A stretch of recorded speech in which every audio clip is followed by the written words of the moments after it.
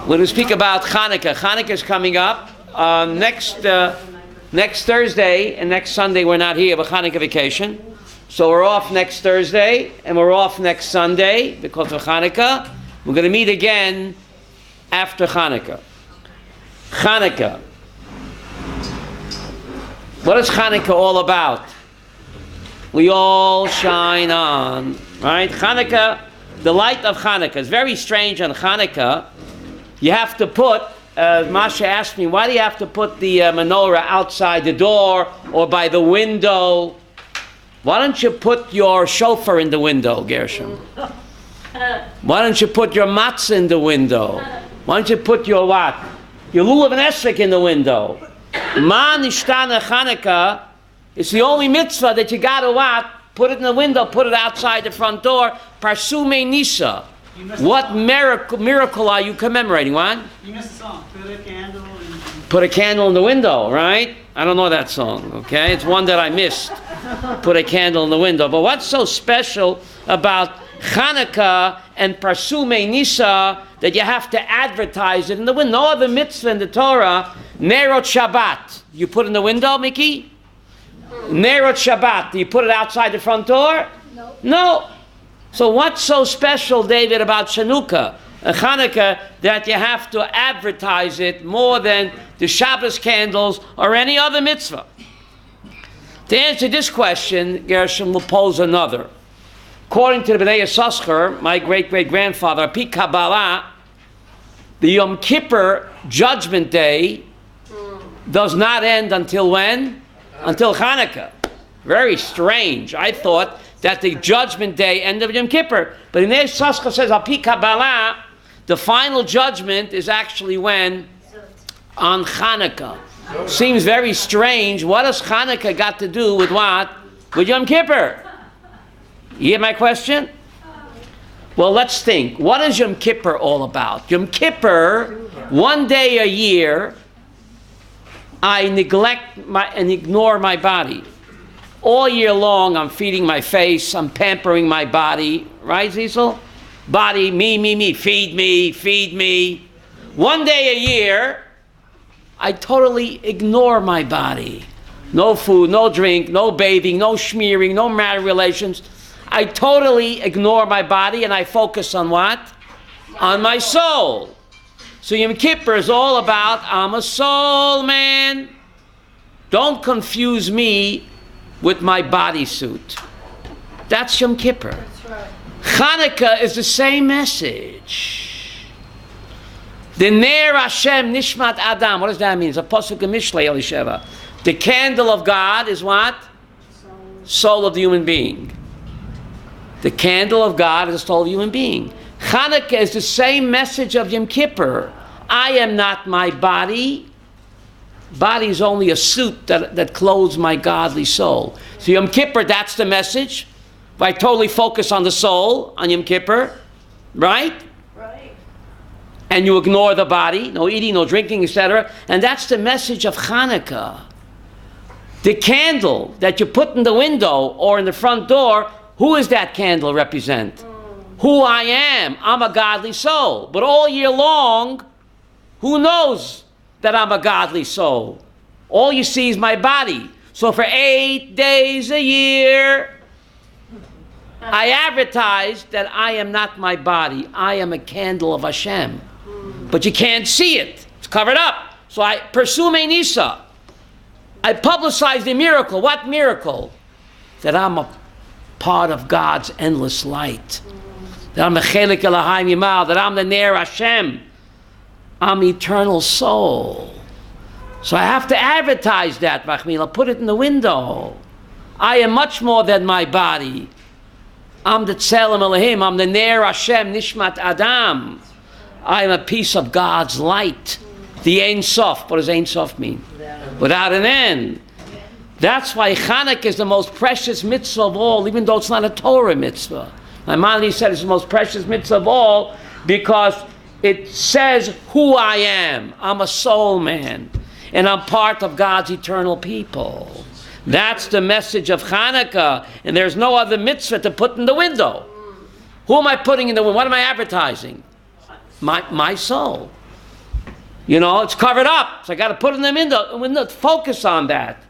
And that's a similar message of Yom Kippur. And therefore, according to Kabbalah, the judgment of Yom Kippur only ends when? On Hanukkah. Only ends on Hanukkah. Nachon? Since Israel's our most precious mitzvah. What? Since Israel's our most precious mitzvah, how does it tie together? Yeah. Well, that's the next Sunday's talk after Hanukkah. What are the super mitzvot, right? What are the super mitzvot? That's the Sunday after Hanukkah. But today we're going to focus on Hanukkah and why it's the most precious mitzvah, because it advertises the godly candle inside of me, the eternal flame, the eternal soul, which people don't think about all year. So that's the miracle of what? That I am an eternal being. I am part of God's flame. Now the miracle happened with shemen, right? The oil. Now, when the Greeks controlled the Temple Mount, they didn't just cancel the menorah, they canceled the ketoret, they canceled the carbon tumit, the entire incense, everything was canceled. So why did God, there was no ketoris either, there was no karbanos either. Why did God, Gershom, focus his miracle, dafka, on the shemen, when we know the ketoris is a more important service than the shemen? And by the way, if you want to know what the menorah looks like, you're going to pass around the picture. Look at the menorah. The menorah, it was the height of a human being. You see the Kohen there? It's a little chubby. Kohanim made a lot of meat. Made them chubby. You see that? But the menorah was the height of a human being. Inside the Kodesh HaKadoshim. I'm going to pass the picture around. So why did God choose to manifest his miracle, dafke, with the shemen? There was no ketores. The entire temple service was canceled. If you want to sum up the entire Jewish religion, in one acronym, it's shemen. Shemen is an acronym. You know what acronym means? FBI, CIA, NYPD. Shemen stands for Shabbat, Mila, and Nida. The Greeks outlawed the Jewish religion, but 3 mitzvahs they focused on, which made capital punishment to commit. If you kept Shabbat, Shin. If you kept Brit Milah, Mem. And if you kept the laws of Nida. Acronym Shemen. If you did those 3, it was capital punishment. Why did the Greeks zero in on those 3 mitzvot? Because if you want to sum up the entire Jewish religion, that's what it is. Shabbat is Kedushas what? Hazman. Right? When you keep Shabbat, you are sanctifying time. Kill time, waste time. We elevate and sanctify time. That's the symbol of Shabbat and Rosh Chodesh. Mila and Nida is all about sanctifying what? The body. The man sanctifies his body to Brit Milah. The lady sanctifies her body to the mitzvah of Nida. So the entire Jewish religion is Shabbat, Mila, and Nida. Shabbat, Kedushas Hazman. Mila, and Nida is Kedushas Haguf. So therefore God chose to manifest his miracle on that to prove that the Maccabees were not fighting for glory. They weren't fighting for honor or spoil. They were doing it for Shemen. So it was actually, Gershon, the first holy war in history. A war for Shemen, Shabbat, Mila, Nida, which is the war for Judaism. Shemen oil? Yeah. That's right, but it's an acronym for Shabbat, Mila, Nida. And therefore God chose to do the miracle on Shemen and not Ketores, the Karbonot, which also was not present either. But this is the entire Jewish religion, Shabbat, Mila, and what? And Nida. And Nida. Now, or in Hebrew is Gematria Raz. Or in Hebrew, light in Hebrew is Gematria Raz. What does Raz mean? Secret. Yeah. Or is Gematria Raz. 207. Wow. What's the secret? And that we have to publicize again, that we are a godly soul. That when we die, we don't die, the body dies. That's just the suit, that's not me. But my soul, we all shine on. We shine forever. So, or, the light, Gematria Raz, that's the secret. The secret is that we live forever. Our godly soul exists forever. And therefore, Le'aleinu, in the Shiva house, a person tears his clothes. So, Pi Kabbalah, why do you tear the clothes? That's a nechama. Just like the clothes is not me, it's only a covering. So the body, even though it's torn and broken, is not me, it's just a covering. So that's a nechama. My beloved relative, he's not dead, it's his body that's torn and broken. But just like my shirt is not me, it's only what? Covering. So the broken, torn body is not the person, it's only what? It's only his covering or his suit. But the neshama lives forever, and that's the secret of Hanukkah and the mitzvah to be farsem what? That miracle. That's the miracle of Hanukkah. Now Hanukkah, the famous question, how long did the miracle last? They had enough oil for 1 day, right? But it burned 8 days. 8 days a week. But there wasn't enough oil for 1 day. So how long did the miracle last? 7. 7, because there wasn't enough for 1 day, right? So why have an 8-day yontiv for a 7-day miracle? You, David, the question? Why have an 8-day yontiv for a 7-day miracle? I know why. An extra day to eat donuts. Is that why? Well, the fact that there was one left, Yeah. that adds to the miracle. Why? There was enough oil for 1 day. So it burned for 8 days. Why 8? Why not 9 or 6? Because the Kahanim were all Tomei Mace. They were all fighting, and they were ritually defiled. Any oil they would touch before would become Tomei. A Tumah Mace Gershom was 7 days, right? So God had to accommodate them. Wait 7 days when they get spritzed with the red cow ashes, and then they go to the mikveh, and only on day number 8 can they what? Squeeze pure olive oil. All the oil before that would become tamei. But the question is, the miracle is only 7 days, right? So why have an extra day? So to answer this question, we're going to ask another one. The Gemara says that the Hanukkah candles have to burn at shetichle regel min hashuk, until the regel stops in the shuk. What does that mean? Strange. Should have said it's till people stop walking. It should burn. You want to publicize the miracle, right, of the godly soul, the eternal flame. It should say until people stop walking. It says at shetichle regel min hashuk, until the regel stops walking in the shuk. What does that mean, the regel? Say the human being stops walking. What's the regel? The word regel comes from the word hergel. The English word regular? Hergel. Hergel means what? Regular.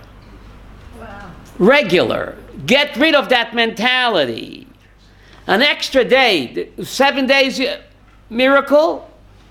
But like Masha said, the first day, who says that oil burns and not vinegar? Why should oil burn and not vinegar? Remember the story of Hanina Mendoza? His daughter by mistake poured in vinegar instead of oil, and she was upset. We're not going to have light for Shabbos, so what did he tell her? Don't be upset. The one who commanded oil to burn can command vinegar to burn. And guess what? It burned. Burn, baby, burn. So get rid of the hergel, the mindset that there is such a thing as what? As nature. The very fact that oil burns and vinegar doesn't, that's a miracle too. Who said oil should burn and not vinegar? So we take it for granted because we're used to that oil burns. But the very fact that oil burns and vinegar doesn't, that deserves a day on its own. So the extra day of Hanukkah is, like Masha said, to celebrate and acknowledge what we think is hergel. They say the word hergel in English. Regular, routine, English word routine, is no such thing. It's also a miracle. Ramban says whatever happens to us, it's all controlled by Kodesh Baruch Hu. So we need an extra day to focus and concentrate on that. The very fact that oil burns, not to take it for granted, to appreciate God's beautiful world, all the wonders. Therefore, great Kabbalists for great nature lovers. Because Maimonides says if you really want to be madly in love with the one above, you have to what? Study nature. See the beauty of nature, the chokhmah of nature, and therefore you fall in love with HaKadosh Baruch Hu. Now the Rambam says, mitzvah chaviva ad ma'od. Yehuda asked me why. Why is it the most precious mitzvah of all? It's not even a Torah mitzvah. And the Rambam doesn't use that expression by any mitzvah, not even a Torah mitzvah. Ma nishtana. Why does Rambam use it? Hanukkah is the most precious mitzvah of all. It's not even a Torah mitzvah. Let's think. Hanukkah is the only yontiv that took place where? In Eretz Yisrael. Where did Pesach take place? In Cairo. Right? Where did Shavuos take place? Sinai. In Sukkot in Sinai. Purim in Iran. The only yontiv, the only nest that took place where? In Israel is what? Hanukkah.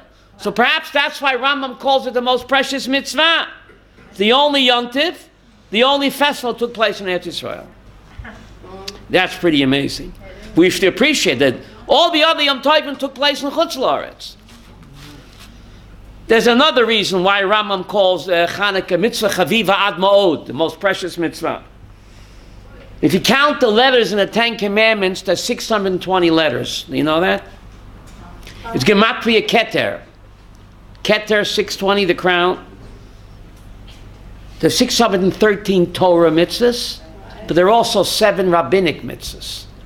Even the rabbinic mitzvahs get a letter in the Ten Commandments. What are the 7 rabbinic mitzvot?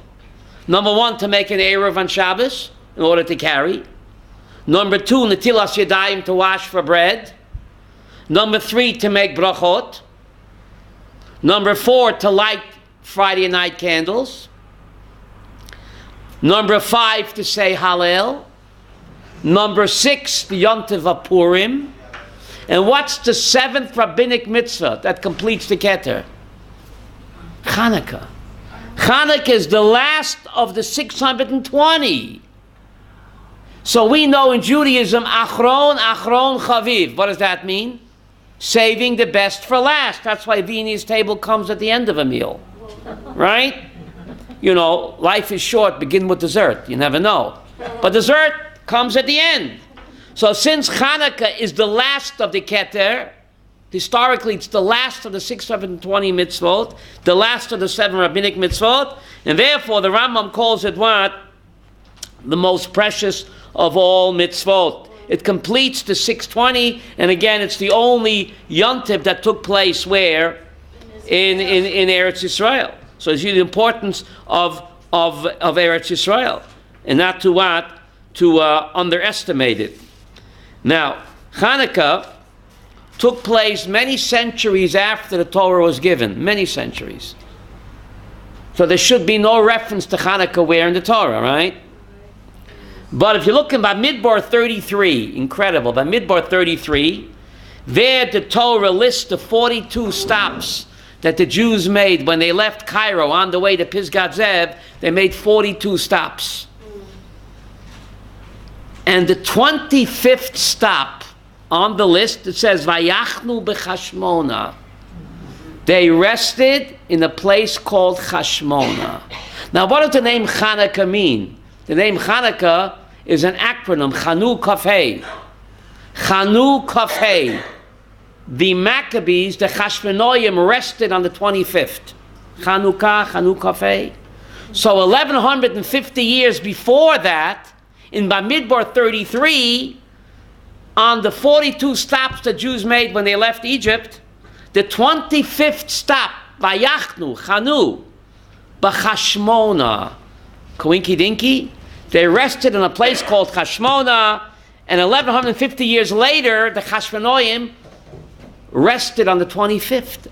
It's already mapped out in the Torah, Vayachnu b'Chashmona. So that's a pretty amazing reference in the Torah to Hanukkah, even though the Torah was centuries before the Hanukkah miracle.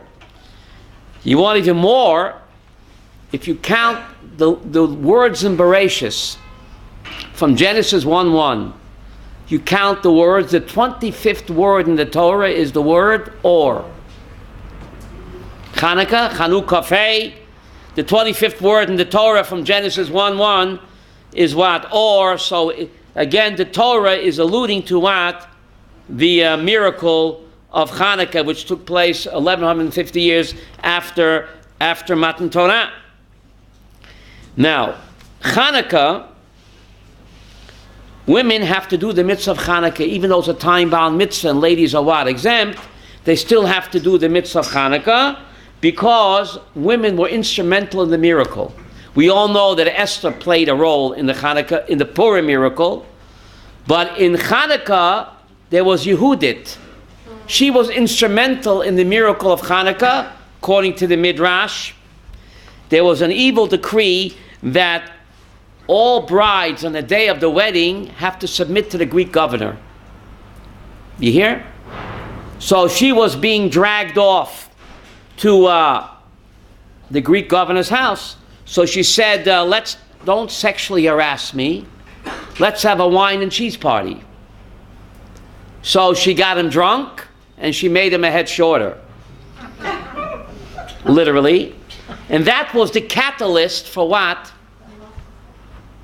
For the Hanukkah revolt. This caused the Maccabees to what? Their brothers to what? Take up arms. To take up arms. But again, the catalyst, just like Esther was the catalyst for what? For the Purim miracle, Yehudit, the sister of the Maccabees, she was the catalyst of what? Of the Hanukkah miracle as well. Now we say, Giborim biyat chaloshim, v'rabim biyat miyatim.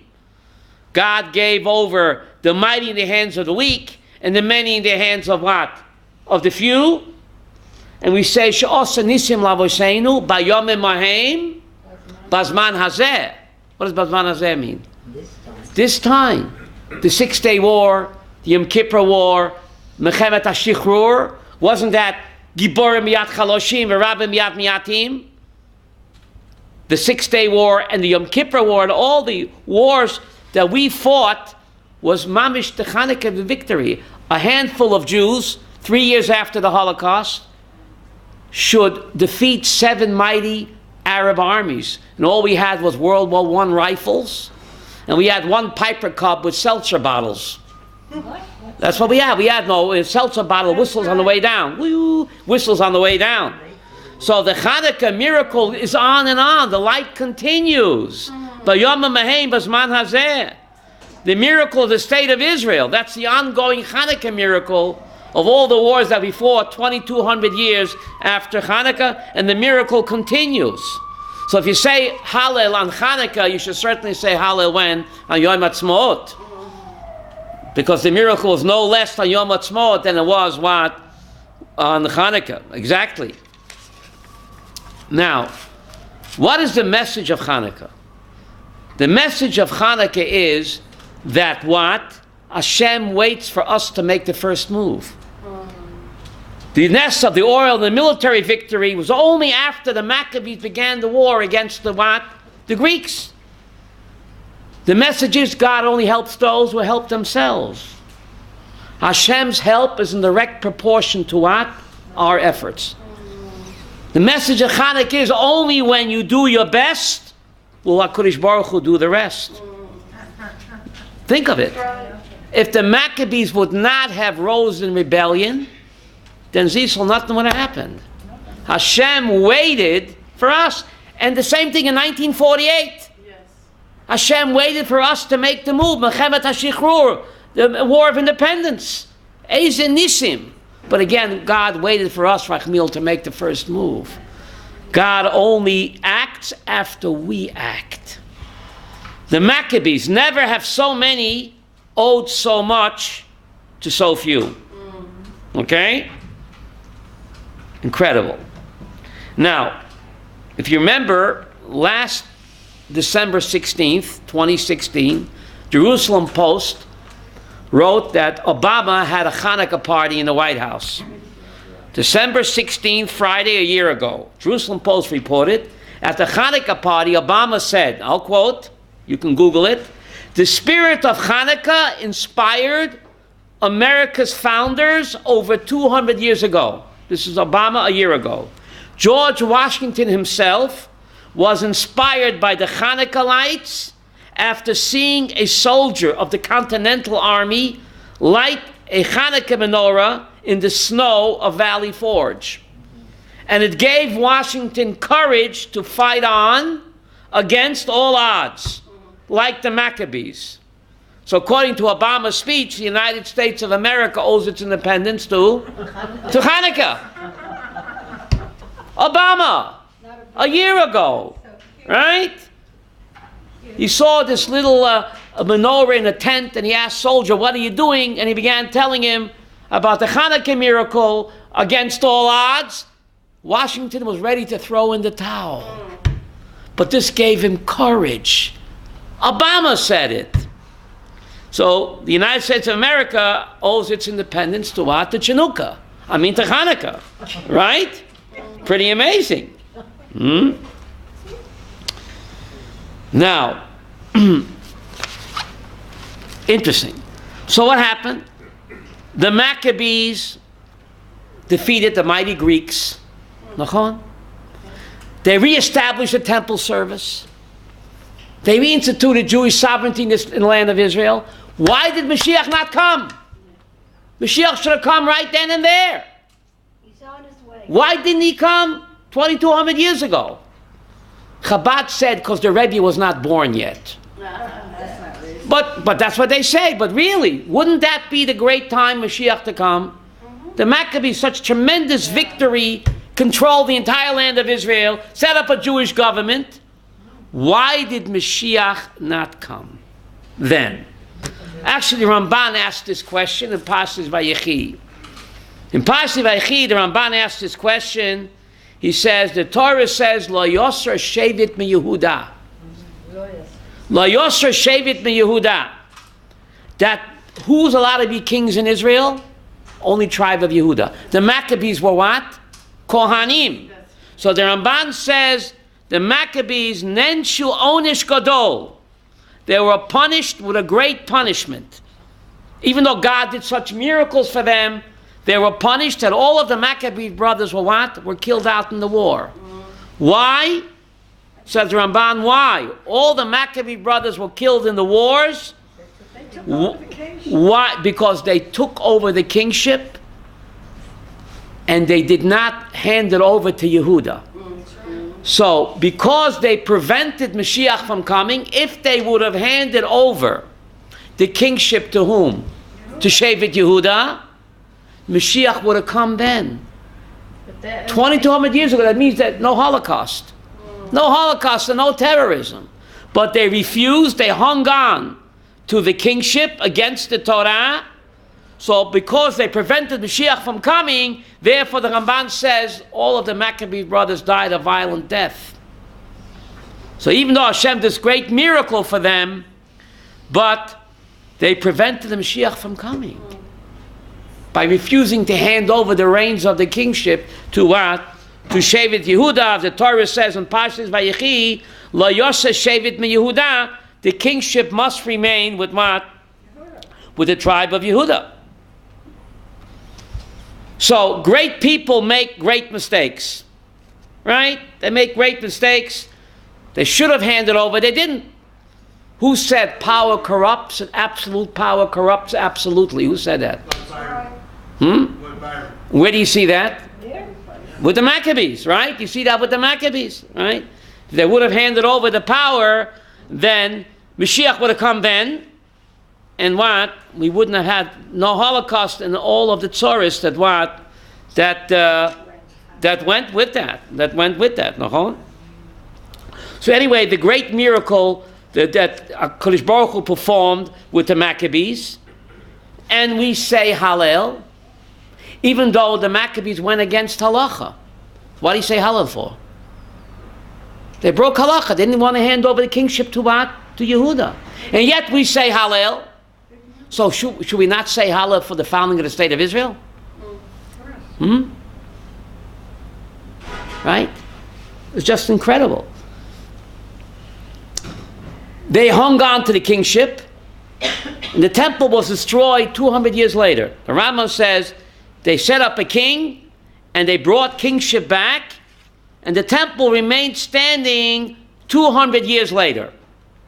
So then the temple was destroyed. So why continue to say Hallel? The miracle didn't last. Why continue to say Hallel? You hear the question? You should have said Hallel. But after 200 years, when the Beis Hamikdash was destroyed, you should stop saying Hallel. What do you say Hallel for? Celebrate that day. To celebrate that miracle. We celebrate that what? We had, even though it didn't last, but for 200 years, the Jewish people had sovereignty again, even though it was against halacha, we still say Hallel. Isn't that incredible? It's against halacha.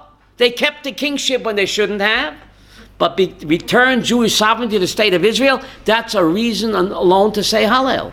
So we should definitely say Hallel when? On Yom Ha'atzmaut. So we see, we thank God even for temporary miracles. And this explains a very strange pasuk in the Torah. It says, Avram and Sarah, Nefesh Asher Osu B'Charan.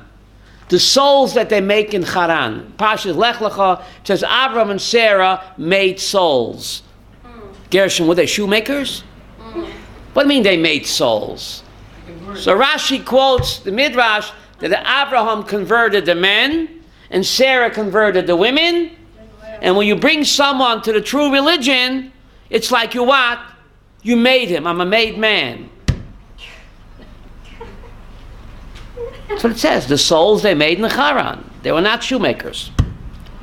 So you bring someone to the true faith, you made him. So the Medrash says there were thousands of converts. What happened to them? When Abraham and Sarah died, they relapsed. They went back to the what? The disco, or the massage parlor. They relapsed. So the question on the table, Zisel, is, why does God give Avram and Sarah eternal credit for making these souls when it didn't last? They all relapsed. What's the answer? Remember Humphrey Bogart told Ingrid Bergman, we'll always have Paris. You remember that? Casablanca? It's the best movie ever made, according to all the critics. We'll always have that magic moment, even though it doesn't last. You cause someone to do a mitzvah. That has eternal value. Chabad, they say, put on tefillin, put on tefillin. He'll never put on tefillin again. Who cares? We'll always have that mitzvah. You invite someone to your house for Shabbos, you show them a Shabbos table. So for that few moments, it's keeping Shabbos. Whatever we do, even though it doesn't last, has eternal value. And that's one of the messages of what? Of the Hanukkah story. Of the Hanukkah story, one of the messages. Now, Hanukkah is just incredible. It's alluded to in the Torah. We mentioned a couple of places. In Parshas Emor, the Torah lists all of the Chagim. And then, from left field, Parshas Emor, the book of Leviticus, it lists Chagim. From left field, it mentions the menorah. So Memnei Sascha, my great-great-grandpa asked, it doesn't fit. The menorah was discussed in great detail back with the other Klei HaMishkan, where? The book of Exodus. You have Truma, Tetzaveh, Vayakel, Pikudei. You have 4 parshas that discuss the menorah with other Klei HaMishkan. All of a sudden, from left field, after you mention all the Chagim, you stick in the menorah again. Doesn't seem to fit. And we know when the 2 parshas in the Torah next door, they have to have what? A connection. So fasten your seatbelts. The Torah lists the Chagim. It lists Sukkot in Leviticus 24. And right after Sukkot, it mentions the menorah. Which Yontif comes right after Sukkot? Hanukkah. So Bnei Yissaschar says that parsha of Leviticus is not speaking about the temple menorah, because that was discussed back in the book of Exodus. It's raised again here, right next to Sukkot. Look in the Leviticus 24. It's next to Sukkot, because it's alluding to the Yontif that comes after Sukkot. Which Yontif comes after Sukkot? What? Hanukkah. So amazing. Leviticus 24, you have Sukkot, then you have Hanukkah. Isn't that incredible? And it's incredible. First it says about the menorah in Leviticus 24, it says Ner, and then it says Nerot. Are you sitting down, Gershom? Now in the Mishkan, in the temple, they lit all 7 at the same time. Every night, according to Rambam, every day, they lit all 7 pipes. We light one at a time, right? But in the Torah, in Leviticus 24, David, it says Ner, then it says Nerot. But in the temple, they didn't light Ner and Nerot. In the temple, they lit all Nerot. How come it says Ner and then Nerot? It's beautiful. It's alluding to Hanukkah. We light first night a Ner, singular, and then we add Nerot. Isn't that incredible? A clear reference to Hanukkah in the Torah, 1150 years before Hanukkah took place. Gets even better. The Torah calls in the menorah there, Leviticus, Ner Tamid. What is Ner? Eternal flame. The menorah was not eternal flame. We haven't had a temple in 2,000 years. The Ner Tamid is referring to what? The Hanukkah. That is Tamid. The temple service is gone. But the Ner Tamid, on and on, on and on, on and on. The Ner Tamid represents my godly soul, which cannot be extinguished, despite Hitler and Arafat, the rat, and Abu Mamzer. The godly soul burns forever. The Ner Tamid cannot be extinguished. No matter how the enemies have tried to extinguish our soul for centuries, it just can't be done. We are an eternal people. We are God's Ner Tamid. Ner Tamid means eternal flame. So you see the reference to Hanukkah in Leviticus, in Bamidbar 33, the 25th word, Chanu Kaf Hey, they rested on the 25th. You have so many references to Hanukkah in what? In the Torah. Now, there's a mystical link between Hanukkah and Sukkot. Do you know that? A mystical link between Hanukkah and Sukkot. A sukkah, if it's built l'mayla me'esrim amma, it's pasul.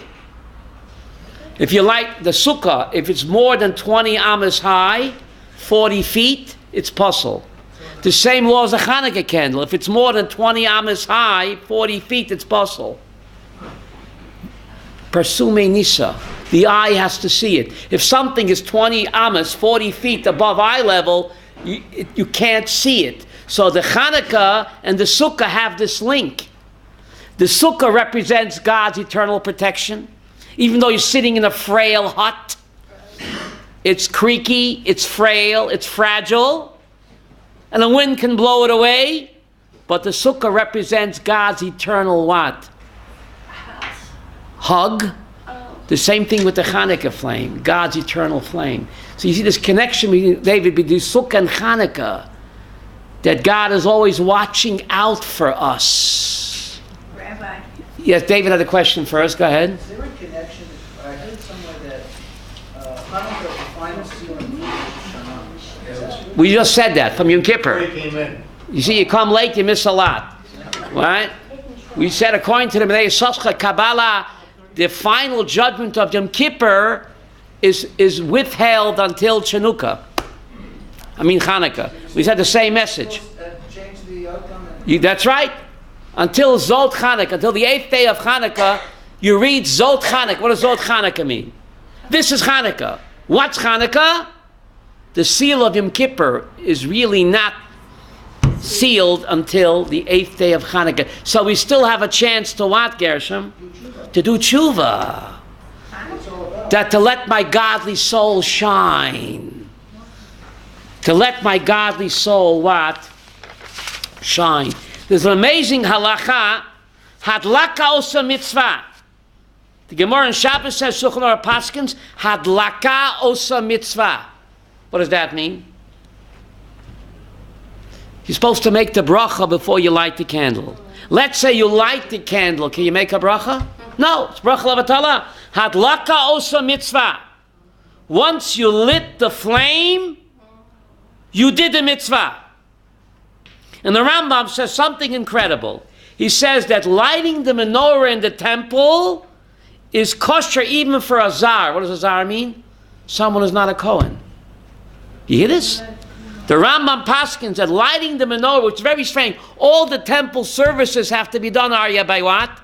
By a Kohen. When it comes to the lighting the candles, says Rambam in the Laws of the Mikdash, chapter 9, law 7, lighting the menorah in the temple is kosher even for a non-Kohen. Therefore, if a Kohen prepared the light, but a non-Kohen can't go into the building, where's the menorah lit? In the building. Take a look. You see the picture? Only a Kohen can walk into the building. So how could a non-Kohen light it? So the Rambam says, as long as the Kohen sets up the lights, and then he takes the menorah outside into the courtyard, mutar lazar ladlikan, it is permitted for a non-Kohen to light them. The Kohen prepares the candles in the building, and he brings it out, then any Jew can what? Light my fire. Aryeh, what's the messer over here? What's the message of the Rambam? The message is we all have to get fired up on Hanukkah, but it's not enough to fire me up. I have to light someone else's fire. Even though I'm not a Kohen. Even though I'm not a Kohen, zisl hadlakos a mitzvah. I've got to fire myself up and light my fire, and then what? Light someone else's fire. What a powerful Rambam. Every Jew, not just the Kohen, has the ability to get fired up, inspire others to light their fire as well. Otherwise, it doesn't make any sense why the Rambam would paskin that any Jew can light the menorah in the temples. All the other services can only be done by a Kohen. But this is symbol, Rachmiel, that we all have the ability, the koach, to light my fire and inspire others. That's the message of Hanukkah. What does the miracle do for me? The Ner Hashem Nishmat Adam. Shlomo Melech says in Mishlei, Ner Hashem, the candle of God is what? The soul of a human being. That's our message. Don't confuse me with my bodysuit. I'm a godly soul. I shine forever. No one can destroy my soul. Yes? The yard signs that are made here in Eretz Yisrael, it says that. Go ahead. Yeah. It says what? Speak up. It says that lighting the candle is the soul of man. That's Mishlei said that. Who's Mishlei? Shlomo Melech in Proverbs, right? Shlomo Melech, the Ner Hashem Nishmat Adam. We are God's candle. We are God's eternal flame. We are God's light, the Shekhinah. Every person has part of the Shekhinah inside of him. That's the message of Hanukkah, yes? Chabad puts these menorahs all over the city. Right. So they're puzzled then because Why they puzzle? they're not on eye level. Oh, so now Connie asked a bomb kasha from Bombland. Happy birthday. She asked for Moshe Feinstein, Zeches Hagavrochas kasha. And Moshe Feinstein, he lived in the projects of the Lower East Side, 21 stories. So he asked about himself. 21 stories is more than 40 feet. Hello? So you know what he said? It's okay. Why is it okay? Because there are other 21-story buildings facing me. In the days of the Talmud, no one lived above 40 feet. There were no high-risers. There's no elevators. Right? But Moshe Feinstein says, look how Allah adapts. Look how Allah adapts. Isn't that incredible? Allah is flexible. You need a Moshe Feinstein with blatant plates. How do you say that? To say that. But that's what he's saying. Since today there are other 21-story buildings. I lived in the projects in Williamsburg. We lit on the 21st floor, and all over we saw the lights because there are other people on the 18th floor and the 19th floor. So it is eye level. That's a great chiddush from Moshe Feinstein. Today, 21 stories and even 50 stories is eye level. As long as you have a building, what? Of the same height? Facing you. So you're covered. You're covered. But in days of the Talmud, no one lived in a high-riser, right, David? So you had to have an eye level. But today, Baruch Hashem, with the elevators and the escalators, it is all eye level. But this is the message, yes? We just said, Wiesel, he did miracles by Yom HaMehem. Bazman Hazeh means Mechemet HaShichrur. The 6-day war. The Yom Kippur War. Bazman Hazeh. But Moshe Feinstein in Igros Moshe says that the 6-day war was a nest like Hanukkah. He writes this. He was not known to be a Tzioni. But the Igros Moshe says that the 6-day war was a nest on par of Hanukkah, he said. You know, in the West Point Academy, they study all wars. The 6-day war, they don't study. You can Google it. Time magazine in August 1967. You can look it up. West Point will not study the 6-day war because we don't study miracles, they said. It made no sense. Tiny little Israel defeating all of these huge Arab armies with Soviet equipment, Soviet tanks, MiG-17s, MiG-21. It doesn't make no sense. It's the Nes Chanukah Zisla. Bayom HaMehem, Gam Bazman Hazeh. So if you say Hallel on Chanukah, you definitely should say Hallel on Yom Yerushalayim, Yom Yatzmaot. Otherwise you're contradicting yourself.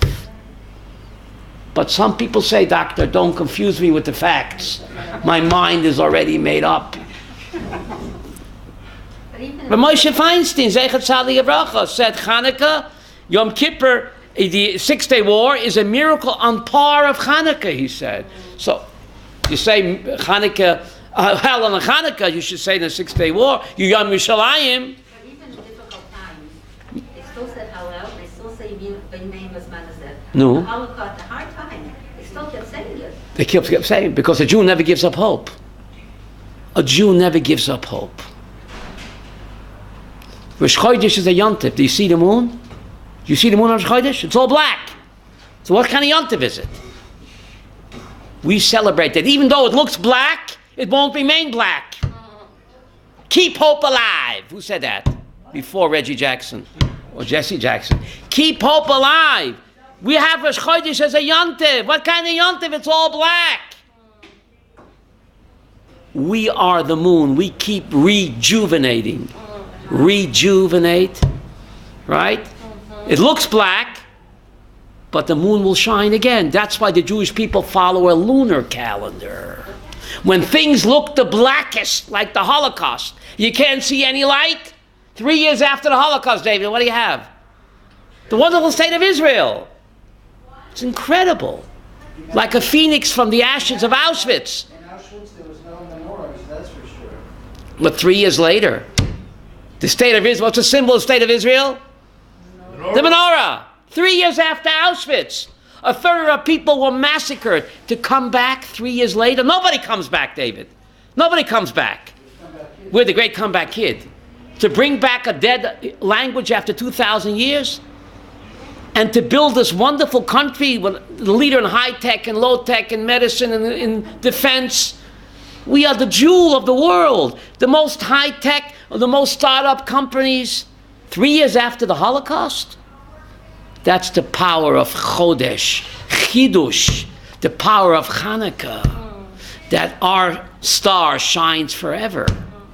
We're all stars, therefore Jews invented Hollywood. We all shine, we're all stars. Have a wonderful Hanukkah. Next week we're on vacation, Thursday we're on vacation. We come back again after Hanukkah. Thank you very much.